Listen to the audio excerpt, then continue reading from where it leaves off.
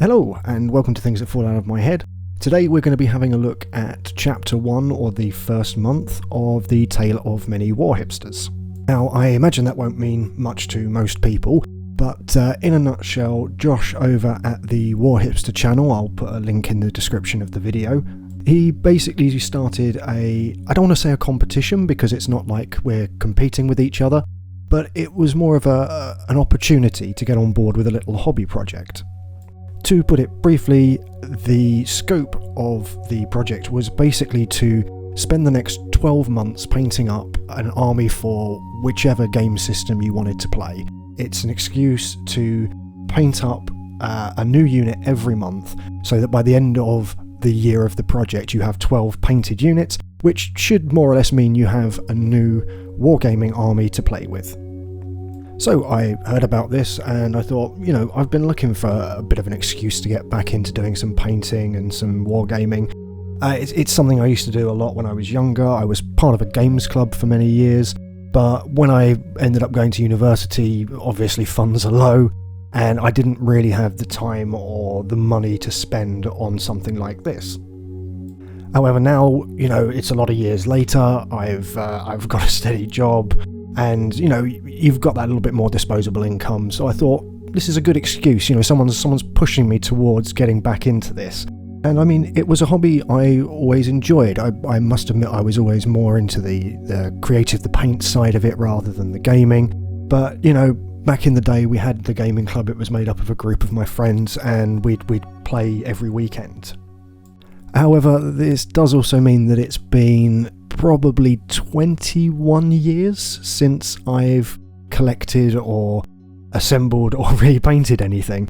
So the opportunity that came along here meant that I had the chance to reinvest in some new paints. I needed all new brushes, of course, and I sort of decided I wanted to try something a little bit different. I'd always used Games Workshop's paints and brushes, whenever I'd painted anything in the past. But I decided to go with the army painter range this time.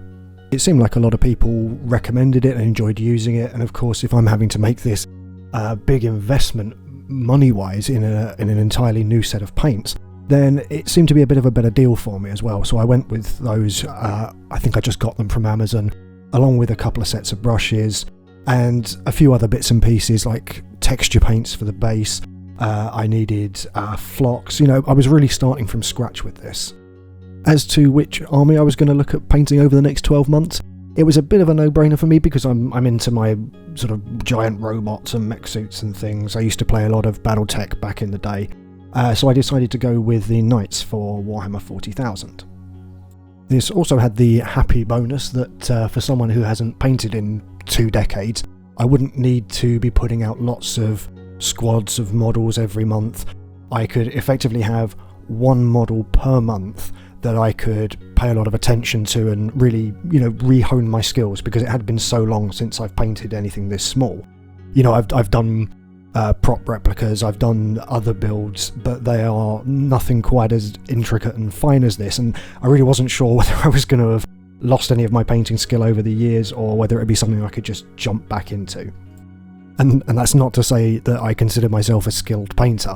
I mean, I always painted just for fun, and it's become something of an offshoot now that I've rediscovered the relaxation of painting. I'm very much a tabletop standard painter. It's never going to be anything more than that, and that's fine. People paint for different reasons.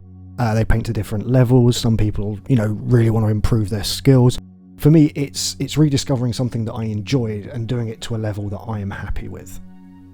So now that I knew that I was going to be painting Knights for the next 12 months, I had to come up with a way of selecting models that were going to give me potentially an army at the end of this, but also kind of kept it within budget because, I'm investing a lot of money in all of this.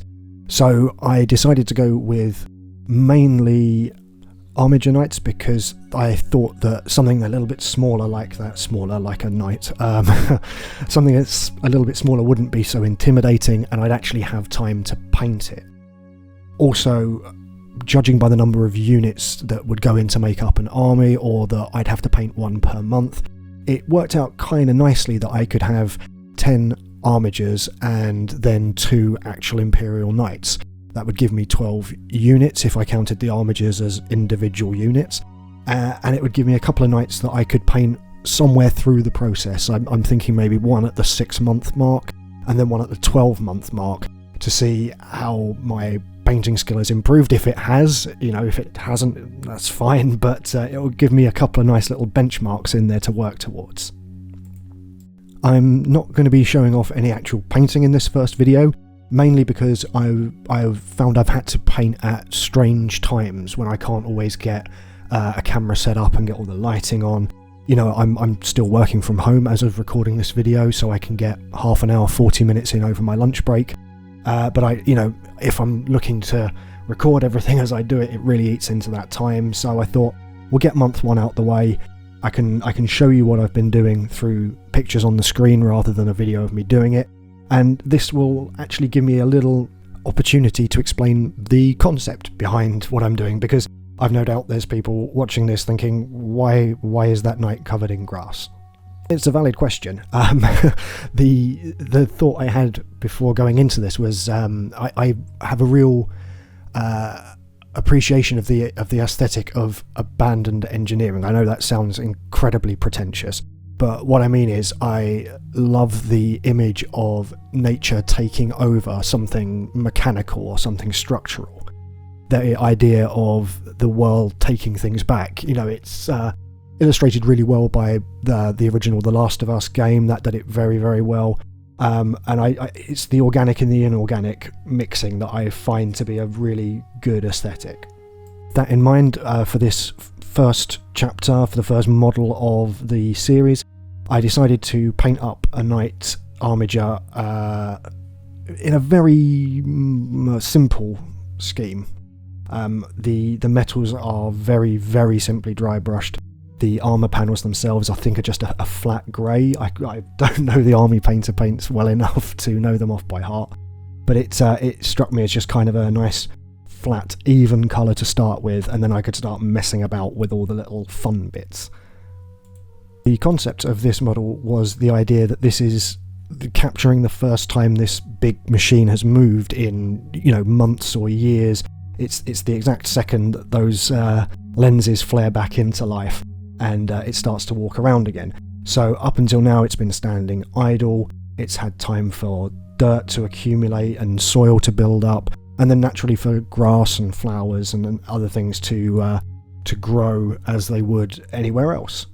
This idea was further reinforced with a green wash into all of the recesses, so rather than the traditional browns or blacks that you'd do on something mechanical, I wanted to use green to give it that kind of warm, organic feel. And once that was done, it was a liberal coating of Games Workshop's Grelin Earth, the technical crackle paint.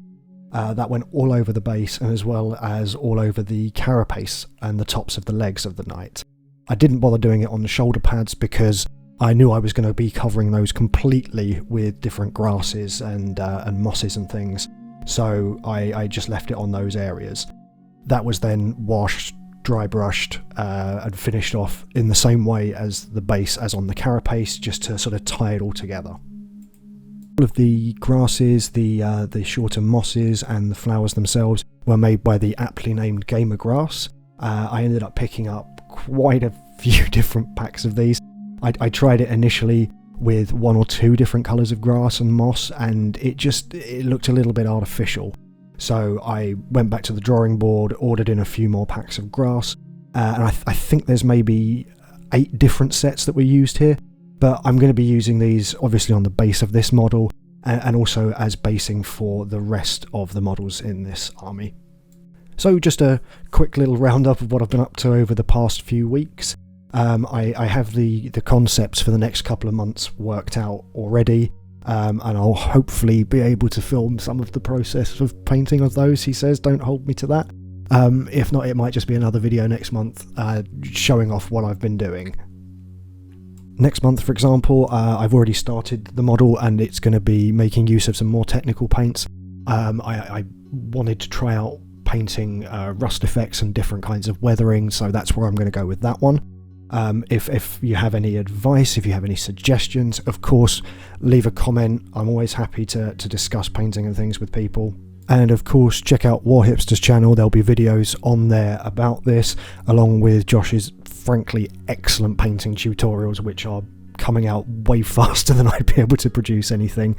But it'll also be nice to see what the other people taking part in this are coming up with. There's been a little bit of chatter on what people are up to, and it sounds like it could be quite exciting. So stay tuned for more of what I'm going to be getting up to.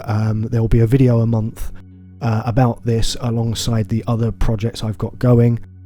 So subscribe if you want to stay up to date on that and the other bits and pieces I'm doing. And thanks very much for watching. I'll see you in the next one. Cheers, guys.